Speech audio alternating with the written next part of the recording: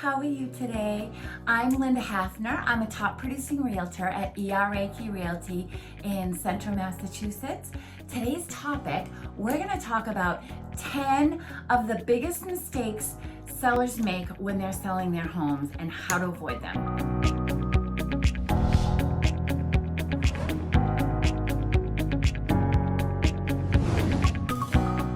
Thanks so much for joining me. If you haven't had a chance to catch some of my other videos, every single week on YouTube, I do another educational video that hopefully teaches you, the consumer, different tips and tricks to help you feel confident when you are buying and selling a home. So today's topic, we're talking about home selling, 10 big mistakes to avoid when you're selling your home. And now, generally speaking, most sellers don't think about these things, which is why I really feel like it's an important topic. Because when you are about to sell your house, you're not really anticipating mistakes until it's too late. So let's talk about them now, because the more you can anticipate mistakes, the more you can avoid them and just make it a more profitable and less stressful process for yourself. Behind me on the board, you can see the 10 mistakes. The first thing that I want to talk about is trying to sell it yourself. A lot of sellers try to do this, and hey, you know what? It's something that in a seller's mind, when you're selling your house, you're just thinking of, okay, I want to save the commission that I have to pay the realtor.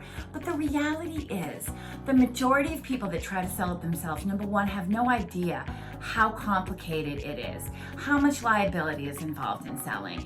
They don't know all the little ins and outs that a realtor who is working in the field full-time can protect you from. So hiring a realtor really is like hiring someone to protect you, and it will eliminate so much stress. The commission you pay, you're paying the list agent 2.5% generally speaking, and the buyer's agent 2.5%. So even if you don't have a list agent, you're still probably going to have to pay a buyer agent 2.5%. So what you're really saving is really only about 2.5%, because you're going to have to pay the buyer agent. Most buyers want to have a buyer agent because they're smart enough to know it's really important to have that protection when you're buying a house. And when you're not that knowledgeable about the process, they want to have that representation, which means as a home seller, you would have to pay for that. So if you as a seller are going up and trying to negotiate with an experienced buyer agent and you're trying to handle everything on your own, they're really going to have the advantage over you. And that means the price that you get and the circumstances that you get may not be as favorable to you.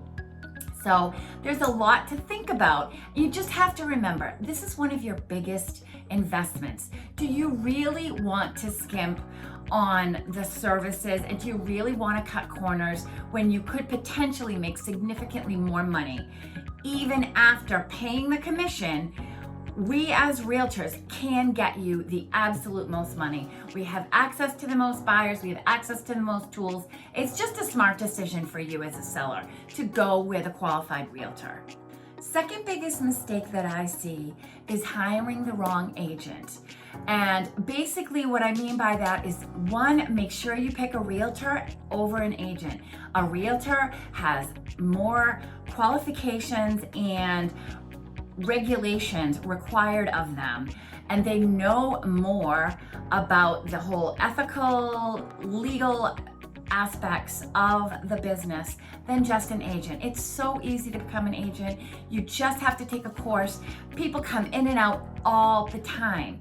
So please ask the right questions of your agent. Check out my previous video about what the difference is between a realtor and an agent. Make sure you have someone who's full-time and that's just not doing this on the side to extra money. Remember, this is your biggest investment. This is your home.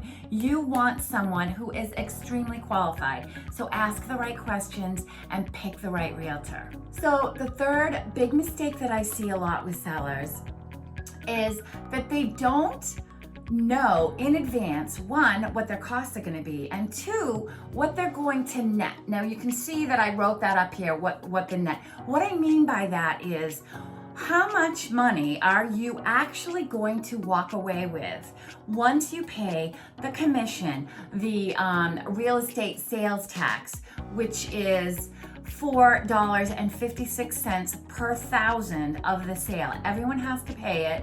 You need to know what that is. You need to know the little expenses that you have to pay. The Title V, if you have a septic, what is it going to cost to get that done? What is it going to cost if your septic fails?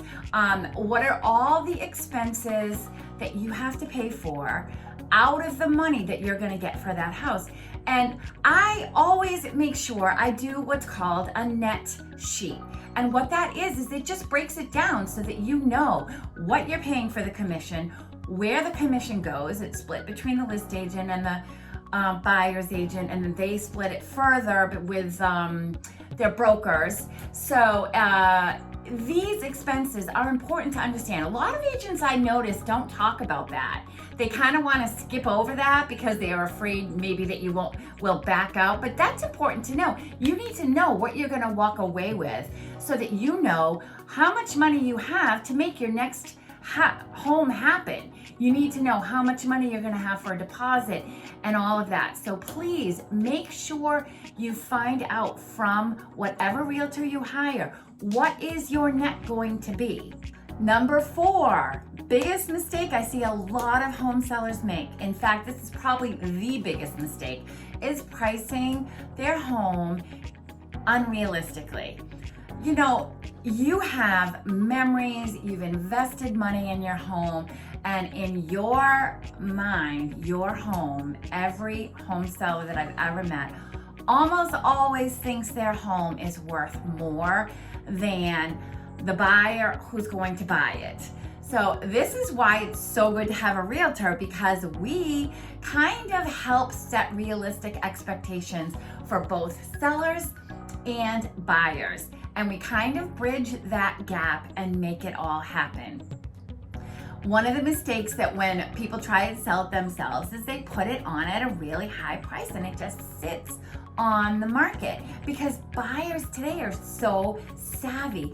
They know if a home is priced too high. And even if they come and see it, doesn't mean you'll get an offer, because they're going to compare it to other homes in the area that have sold, and if your home is priced too high, they won't even put in an offer. They'll just ignore your home completely. They won't put in an offer. It'll sit there, and then when you have the lack of interest, that's when people start lowballing you, and you end up getting an even lower offer than had you priced it lower in the first place.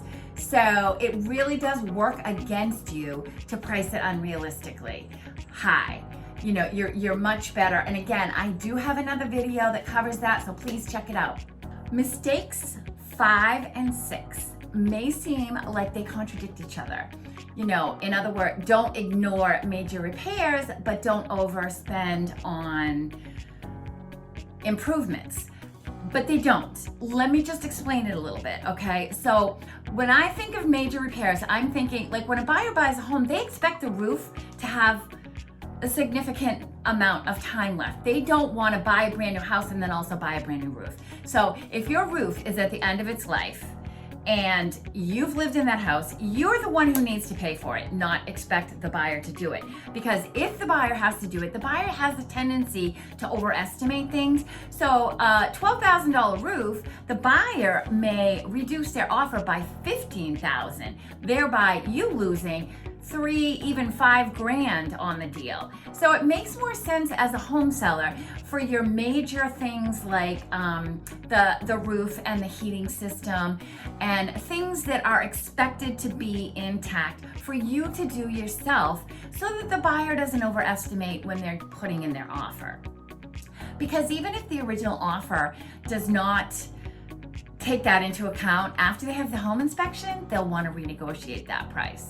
So it's definitely in your best interest to the major repairs that are most important to take care of yourself. As far as the sixth mistake that I have here, not overspending on home improvements. What I mean by that is don't go out and buy, really high-end tile. Even if you have a high-end home, it's not going to get you 100% of return. I did another video on that as well. You're not going to get, you might get 80%, you might get 70%, but why invest 100% if you're only going to get 60, 70% back? So contact your realtor, talk to them, find out which repairs and improvements make the most sense and which don't. Seventh big mistake is not cleaning, decluttering, and kind of staging your home for presentation in a way that really appeals to buyers. Buyers are emotional. They are going to have an emotional response to your home. So they cannot see things that you want them to see. You have to show them. You have to do the work in your home to remove some of the extra things that you have, allow buyers to be able to envision themselves living in your home. And that just involves a little pre-planning before you take the professional photos of your home and before you put it on the market. If you have pets and you have children, showings can be complicated. Find a way to make showings convenient for you. In the seller's market, it's pretty easy. Hold a couple different open houses and try to allow as many showings as possible. You never know, if you say no, that could have been the highest offer you're saying no to.